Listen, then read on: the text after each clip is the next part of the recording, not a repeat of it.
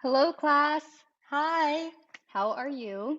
Today, you can see me in the video. Okay? Welcome back. Today, we will talk about Chapter 10. Now, a lot happened in Chapter 10, especially with Salva's story, Salva's real life story. So, let's talk about it.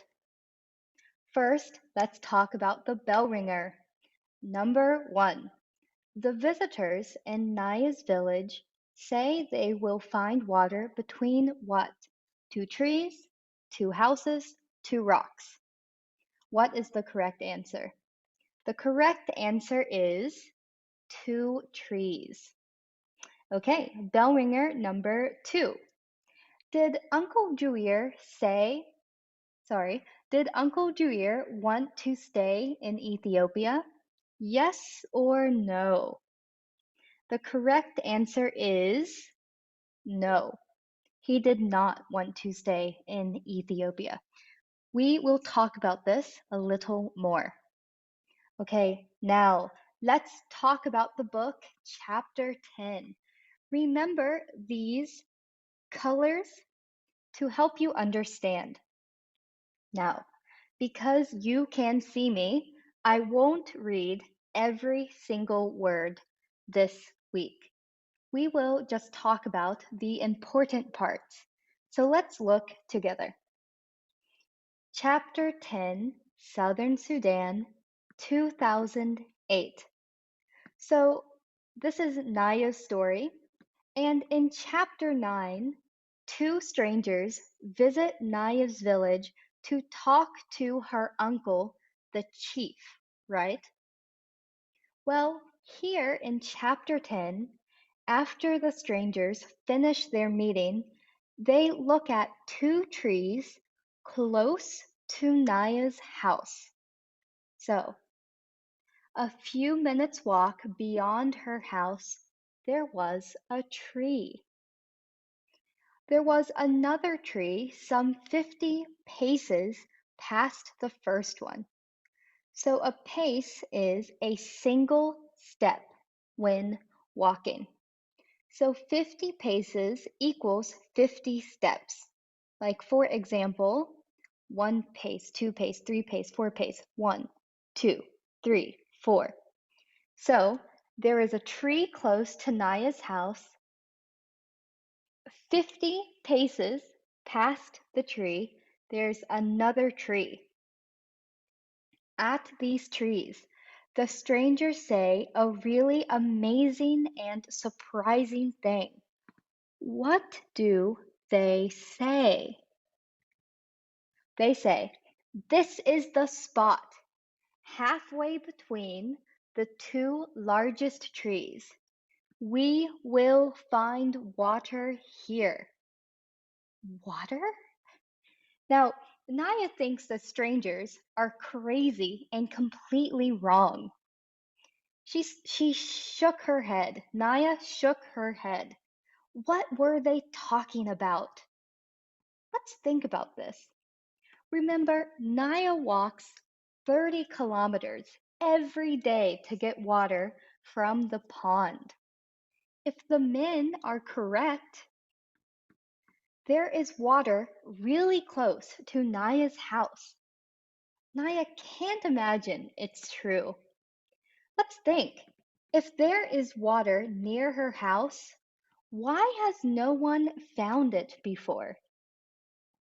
So Naya says she knew that place like the back of her own hand. She knew it like the back of his or her own hand. This is a common English expression that means to know and understand something very well. So the idea is we see our hands all the time. So if you know something like the back of your own hand, you know it well. Okay, so that's Naya's story. The two men say they will find water in the middle of two trees near Naya's house. Naya thinks they are crazy and wrong. And also, let's think The two trees are near each other. Why could this show where water is? What do you think? Okay, let's move on to Salva's story. Salva is still in southern Sudan in 1985. So, at the end of chapter 9, Salva's group found a group of dying men in the Akobo Desert, right? One woman was scolded, like yelled at, for giving them water to drink. Well, here in chapter 10, more women give water to the surviving 4 men, helping them walk. But they can't help the dead men, and they have to leave them in the desert. So let's read about it. Sure enough, there were now 3 women giving water to the men on the ground. Like a miracle, the small amounts of water revived them. Revived means to make someone or something strong, healthy, or active again. So, like a miracle, the small amounts of water revived them, kind of gave them life. They were able to stagger to their feet. Stagger is to stand up with difficulty, like this giraffe, and join the group as the walking continued. But their 5 dead companions were left behind. There were no tools with which to dig, and besides, burying the dead men would have taken too much time. So here, this paragraph. At the age of 11, Salva sees death and this terrible scene. He sees these 5 dead men on the ground. He feels sick thinking about the dead men. So Salva, remember, it's still just a boy, and he's seeing some very terrible things. The other vocabulary on this page is rotting flesh, and corpses ravaged. One corpse, sorry, one corpse, 2 corpses, and ravaged. Corpses ravaged, which you can see here. Now, it was the group's 3rd day in the desert. By sunset, they would be out of the desert. So, it's their 3rd day in the desert. In this scene, think, why do only women give water to the sick men? Not the men, only the women. What do you think? So, it was the group's 3rd day in the desert. By sunset, they would be out of the desert, and after that, it would not be far to the Itang refugee camp in Ethiopia. As they trudged means walk with difficulty. Salva finally had a chance to talk to Uncle about a worry. So here on this page, Salva asks Uncle Juir a question about his family. This is an important page, so let's read together. Uncle, if I am in Ethiopia, how will my parents ever find me? When will I be able to go back to Loon Arik? Remember, Loon Arik is his village. I have talked to the others here, Uncle said. We believe that the village of Loon Arik was attacked and probably burned. Your family, Uncle paused and looked away. When he looked back again, his face was solemn. Solemn is sad and serious. Salva, few people survived the attack on the village. Anyone still alive would have fled into the bush, and no one knows where they are now. Salva was silent for a moment. Then he said, "At least you will be there with me, in Ethiopia." Uncle's voice was gentle. "No, Salva, I'm going to take you to the refugee camp, but then I will return to Sudan to fight in the war." Salva stopped walking and clutched at Uncle's arm. "But Uncle, I will have no one. Who will be my family?" Uncle gently loosened, Uncle gently loosened Salva's grip so he could take the boy's hand in his. "There will be many other people in the camp. You will become friends with some of them. You will make a kind of family there. They too will need people they can depend on." So, here, Salva doesn't think his parents are dead because he is just a child, an innocent child. Now, Uncle Julier thinks they are probably dead or won't be found. However, he doesn't tell Salva this. Uncle Julier is the only family Salva has now. Salva is upset when Uncle Julier says he won't stay at the refugee camp. Uncle stood quietly and said nothing more. What could Uncle Julier be thinking here? Do you think he wants to leave Salva? I think Uncle Julier feels a lot of conflict. He knows as a soldier he can help fight for his country. But he can't help if he stays with Salva. But Salva is his family. So I think Uncle Julier feels conflict. He knows it will be hard for me, Salva realized. He does not want to leave me there, but he has to go back and fight for our people. I mustn't act like a baby. I must try to be strong. So I think Salva is a very wise 11-year-old. He can feel his uncle's complicated emotions. What does Salva think? He thinks, "I must be strong for my uncle." So Salva simply asks his uncle to search for his family.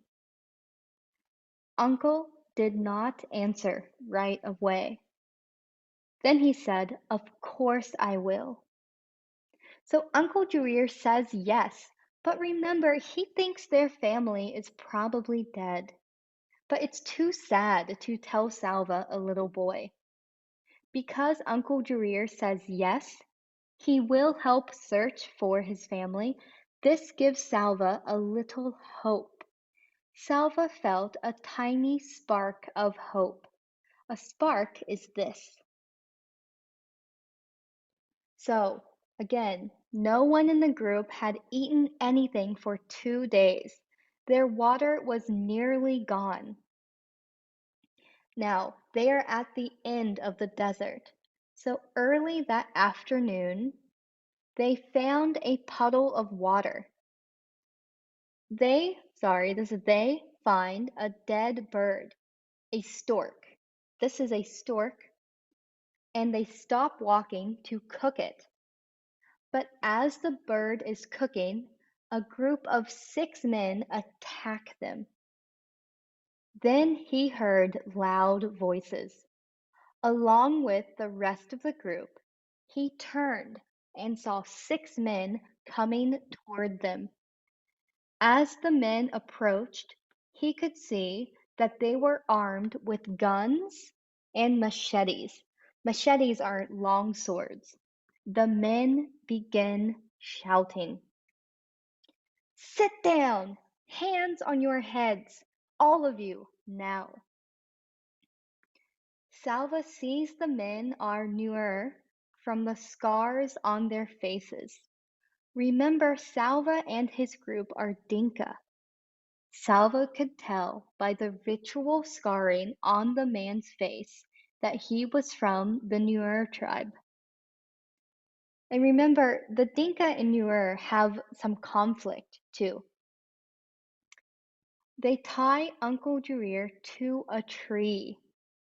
They take everyone's clothing and items. For the first time on the trip, it was a good thing to be the youngest and the smallest. The men would not be interested in his clothes. So Salva has a really hard time because he is a child. People don't want to travel with children. But for the first time on the trip, Salva feels lucky because they didn't want his clothes. This word is midst, even in the midst of his fear. Midst means middle. So while Salva was feeling his fear. Okay, let's finish chapter 10. When the men had finished their looting is stealing, they picked up Uncle's gun. Then they walked to the tree where Uncle was tied up. Maybe they will leave us alone now that they have robbed us, Salva thought. He heard them laughing.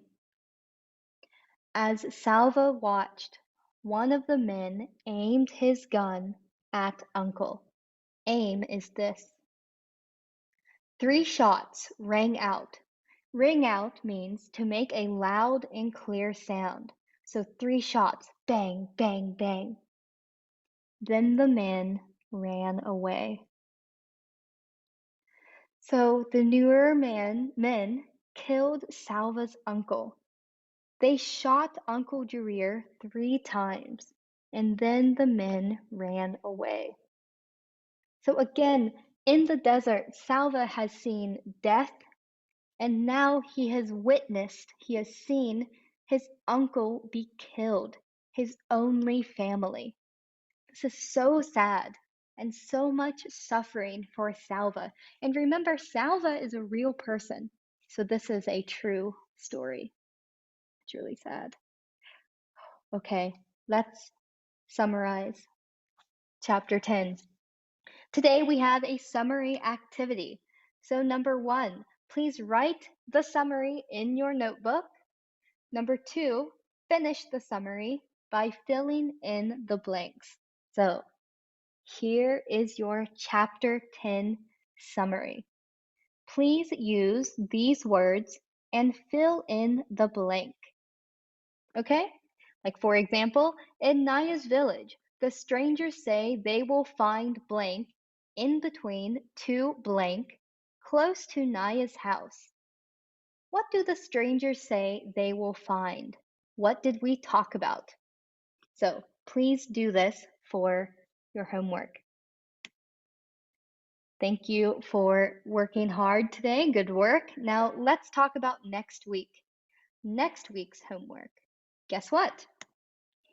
There isn't a bell ringer or reading assignment for next week. So no bell ringer, no reading assignment. Next week is a review class. We will review the story, chapters 1 through 10, by playing a game. Also next week, very important, we will check your notebooks again at the end of class. So don't read chapter 11. There is no bell ringer. We will play a game next week to review the story, chapters 1 through 10. Also, we will check your notebooks, okay? So, for homework, please study your chapter summaries in your notebook. Study your chapter summaries. Can you talk about what we have read? What is Naya's story from the beginning of from the beginning of the book to chapter 10? What is Salva's story from the beginning of the book to chapter 10? And I want you to think about what is your favorite scene from the book. So study your chapter summaries before class. This studying will help you win the game and prepare you for your written performance test. Okay, and number 2, check that your notebook is complete. Do you have all summaries, chapters 1 through 10? And do you have all bell ringers, chapters 1 through 10? You must complete your notebook. It will help you with your test. So please have your notebook complete for the check next week. Please do these 2 things before class. Okay? You can do it. Good. Thank you. Because I am nice, I want to show you the chapter summaries 1 through 10. So you can pause the video and write these down if you need them. This is chapters 1 and 2, chapters 3 and 4,